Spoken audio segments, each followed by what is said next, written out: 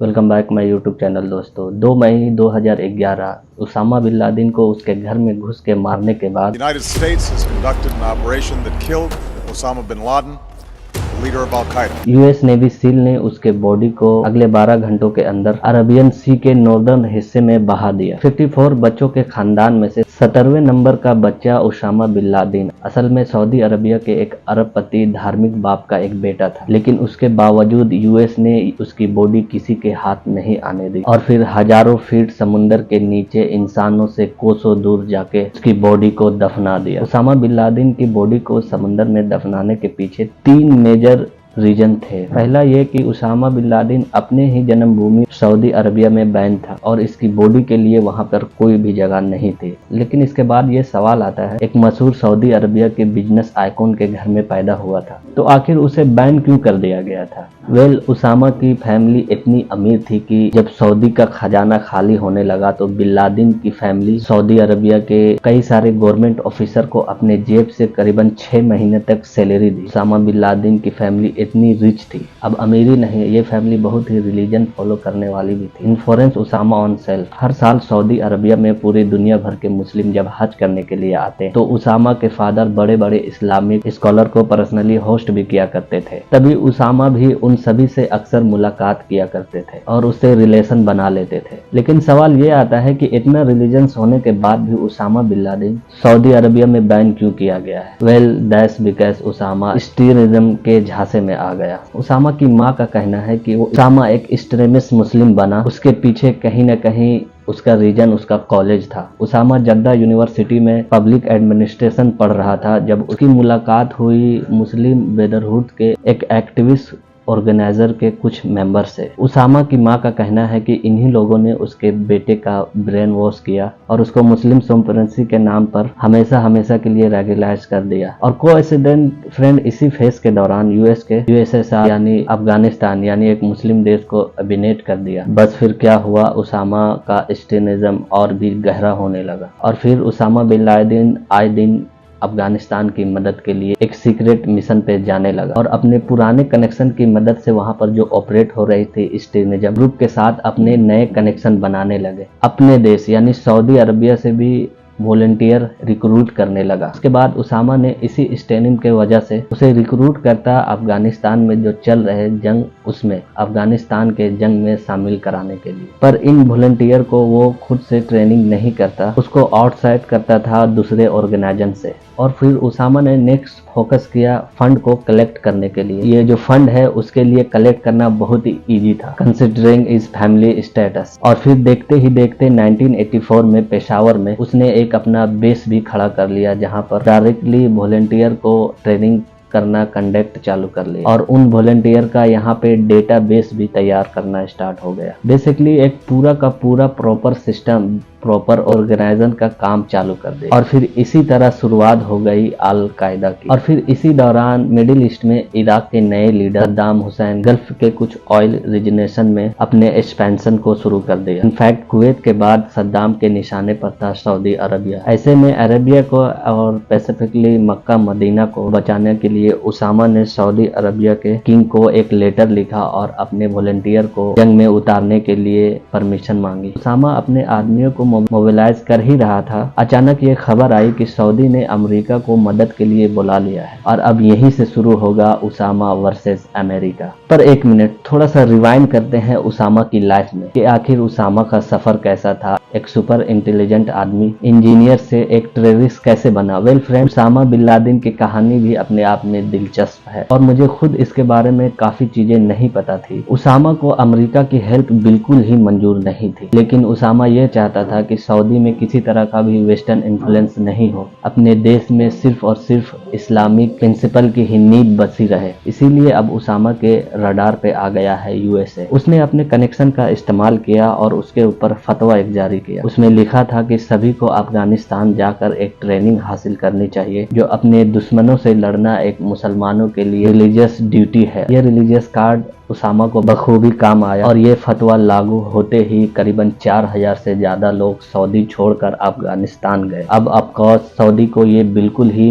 मंजूर नहीं था और फिर इसी के वजह से उसामा पर सऊदी अरबिया में बैन लगा दिया गया। पर काफी स्मार्टली एक बार उसामा ने एक बिजनेस मीटिंग के नाम पर पाकिस्तान जाने का एक रास्ता ढूंढ लिया और फिर बस इसके बाद वो अफगानिस्तान चला गया और फिर कभी पीछे मुड़कर सऊदी का मुंह नहीं देखा। लेकिन सऊदी ने फिर भी कई बार उसामा को मारने की कोशिश करी थी। इनफैक्ट कुछ हिसाब से तो यूएस ने उसामा की बॉडी सऊदी को ऑफर करी थी, लेकिन सऊदी ने बॉडी को लेने से साफ इनकार कर दिया। 9 सऊदी के बाद उसामा की नेक्स्ट सुसाइडिंग प्लेस थी पाकिस्तान, लेकिन पाकिस्तान ने भी बॉडी लेने से इनकार कर दिया। We think that there had to be some sort of support network for bin Laden inside of Pakistan.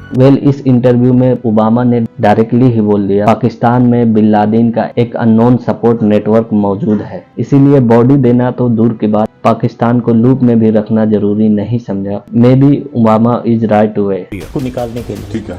हम मुजाहिदीन लाए पूरी दुनिया से, हमने तालिबान को ट्रेन किया, उन्हें वेपन्स दिए, उनको अंदर भेजा, वो हमारे हीरो थे। ठीक है। ये जो हक है, हीरो है हमारा जी, ठीक है। 80s का हीरो है, बिल्कुल है। ओसामा बिन लादेन हमारा हीरो था। अलग अलग टाइम में पाकिस्तान के टॉप लीडर लादेन को हीरो और शहीद कहकर रेफर किया है और यही है उसामा की सी मुरियल रीजन नंबर 2। यूएस ने इस टेररिस्ट के साइन बनने को नहीं देना चाहता था। एक ऐसे ही गलती यूएस ने सद्दाम हुसैन की बॉडी के साथ कर चुका था और उसामा के मरने से पहले ही उनकी बॉडी को रियल का प्लान बन चुका था। सो मरने के बाद यूएस नेवी सील ने उसामा की बॉडी का थरो आइडेंटिफिकेशन किया और इंटरेस्टली मिशन कमांडर इससे कन्विंस नहीं हुए और उन्हें पता था कि उसामा की हाइट करीबन 6 फुट 4 इंची थी। अप्रोक्सीमेटली सिमिलर हाइट के 6 फीट 2 इंची का सोल्जर को बगल में सुला करके और हाइट डिफरेंस रिक्रूट किया कि वाकई में उसामा ही है। तब फिर कमांडर ने प्रेसिडेंट इन्फॉर्मेशन देने की ओबामा को कॉल किया तो ओबामा ने ये जवाब दिया कि आपके पास $65 मिलियन हेलीकॉप्टर के लिए और क्या आपके पास $10 नहीं थे एक मेजर टेप के लिए। ओबामा के जवाब ने स्ट्रेस शोल्डर को एक पल में हंसा दिया। अब the mission not at the yard. अब मुंटा बाद से उसकी बॉडी को अफगानिस्तान लेके गया डीएनए लैब चेकिंग के लिए। फिर 12 घंटे के अंदर अफगानिस्तान से बॉडी लेकर सीधा अरेबियन सी यूएसएस कार्ल विंसन डक पे लेके जाया गया। प्लान के मुताबिक अरेबियन सी में एंकर्ड था। मिशन कमांडर ने एक बार फिर से उसामा की बॉडी को रीवेरीफाई किया। उसके बाद फिर शुरू हुआ इस्लामिक रीति रिवाज। सबसे पहले उसामा को नहला के उसकी बॉडी को व्हाइट कपड़े से रैप कर दिया गया और फिर यूएस के मिलिट्री ने उसामा के लिए लास्ट प्रेयर बोले और फिर एक ट्रांसलेशन ने अरबिक में ट्रांसलेशन किया और फिर फाइनली विडेक बैग में बांधकर नॉर्दर्न अरेबियन सी में हमेशा के लिए बहा दिया गया और फिर इसी तरह उसामा की बॉडी समुंदर के अंदर समा गया। यूएस अपनी गलती से खलीफा भी सीख चुका था। कौन सी गलती? मैं आस्क मिशन केयरफुली। 9/11 अटैक के बाद जब यूएस गवर्नमेंट ने इराक के प्रेसिडेंट सद्दाम हुसैन के ऊपर टेररिस्ट को केमिकल और बायोलॉजिकल वेपन सप्लाई करने का आरोप लगाया, उस समय सद्दाम हुसैन इराक में लाखों कार्ड का जनरेशन करवा रहा था। सद्दाम हुसैन को रोकना बहुत ही इम्पोर्टेंट हो गया था, इसीलिए यूएस ने एक एयरक्राफ्ट मिशन से सद्दाम को कैप्चर कर लिया। उसके बाद ईरान के नए गवर्नमेंट ने सद्दाम के ऊपर कोर्ट केस कर दिया। फिर फाइनली 2006 में सद्दाम हुसैन को फांसी की सजा सुनाई गई। उसके बाद यूएस ने खुद सद्दाम हुसैन को हैंगिंग करने के लिए इराक लेकर के आया। इस्लामिक ट्रेडिशन को इस्तेमाल करते हुए उसकी बॉडी को उसके जन्म स्थान तिकरित में लेके गए और जहां उसको फाइनली दफन कर दिया गया। और इस टाइम पर तिकरित में 4 दिन का कर्फ्यू चल रहा था, लेकिन फिर भी इसके बावजूद हजारों लोग सड़कों पर उतर आए और प्रो वायलेंस नारे लगाने लगे और फिर हवा में फायर करने लगे, बेसिकली रोलिंग फॉर रिवेंज। और उस समय के बाद सद्दाम की कब्र इराक के लिए लोगों के लिए एक रिलीजन सेंटर बन गई, जहां पर आज भी सद्दाम को एक एक्सट्रीम लाइफ को सेलिब्रेट किया जाता है। और ऐसे में यूएस सेम चीज उसामा की बॉडी के साथ नहीं होने देना चाहता था, वरना उसामा के मरने के बाद भी टेररिज्म का सबसे मोटिवेटेड सिंबल रह जाता। तो उसामा का तो विरियल आउट ऑफ रीजन था, लेकिन एक दूसरा तरीका था बॉडी को जलाना। लेकिन इस्लामिक के रिलीजन के मुताबिक बॉडी को जलाया नहीं जाता है। इस्लामिक रिलीजन को म्यूचुअल करते हुए यूएस ने एक आखिरी रास्ता चुना जो सी विरियल, और ये करने के लिए उसके बाद फिर यूएस को इस्लामिक टेररिज्म बहुत झेलना पड़ा। अब थोड़ा डिटेल में बात करते हैं रीजन नंबर 3 के ऊपर, वाई क्रिमिनेशन एंड प्रोपिडेंट इन इस्लाम। सबसे पहले ये देखते हैं कि इस्लाम में रिचुअल एक्चुअली में क्या कहता है। इस्लाम में क्रिश्चियन को डिसएक्सेप्टेबल माना जाता है। किसी भी मुस्लिम की डेथ के बाद उसकी बॉडी को जलाना तो दूर, किसी की बॉडी को जलते हुए देखना भी अलाउ नहीं है। और रही बात रिचुअल की, उसमें मुस्लिम काउंसिलर के चेयरपर्सन इमाम डॉक्टर अब्दुल जलील साजिद का कहना है इस्लामिक राइट में सिर्फ 4 स्टेप होते हैं जो डेथ के बाद 24 आवर्स के बाद होने ही चाहिए। वेल सबसे पहले बॉडी को नहलाना होता है और फिर सफ़ेद कपड़े में लिपटाना, उसके बाद प्रेयर बोलने के बाद फिर उसको दफनाना होता है। और बॉडी का जो डायरेक्शन है वो सर मक्का की तरफ होता है। पर अगर कोई मुस्लिम मैरी टाइम पर ट्रैवल करते वक्त मरता है तो उसको 24 घंटे के अंदर ज़मीन पे लाना मुश्किल है, तो उसके लिए सी ब्यूरियल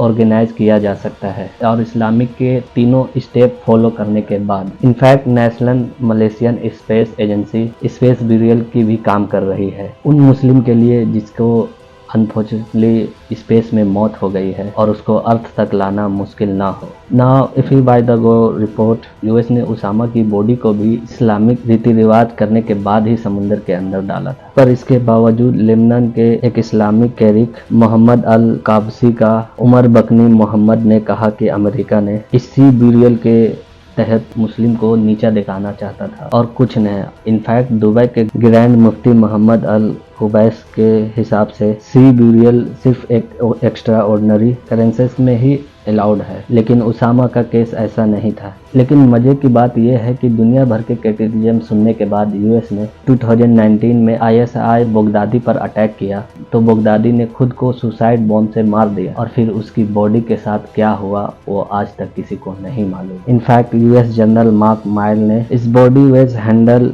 अप्रोप्रिएटली और दो सम रिपोर्ट ऐसे हैं कि बगदादी को सी ब्यूरियल ही दिया था, लेकिन असल में उसकी बॉडी के साथ क्या हुआ वो यूएस ने आज तक उसके बारे में कभी बताया ही नहीं। और ऐसे कई फेमस लोग हैं जो आज तक उसकी बॉडी कभी मिली ही नहीं। उसमें से एक मंगोलिया के चंगेज खान के बारे में आपको मालूम ही होगा, लेकिन क्या आपको पता है कि चंगेज खान की बॉडी को देखने की इजाज़त तक नहीं थी? ऐसा क्यों है? मैं इसके डिटेल्स में मैं आपके लिए अगली एक वीडियो बनाऊंगा चंगेज खान के बारे में। तो गाइस क्या लगता है आपको, ओबामा की बॉडी के साथ ये सही हुआ? जो भी आपकी राय है आप कमेंट में लिख सकते हैं। और साथ ही अगर ये वीडियो आपको अच्छा लगा हो, इन्फॉर्मेटिव लगा हो तो मेरे इस चैनल को सब्सक्राइब जरूर करें। Thank you very much.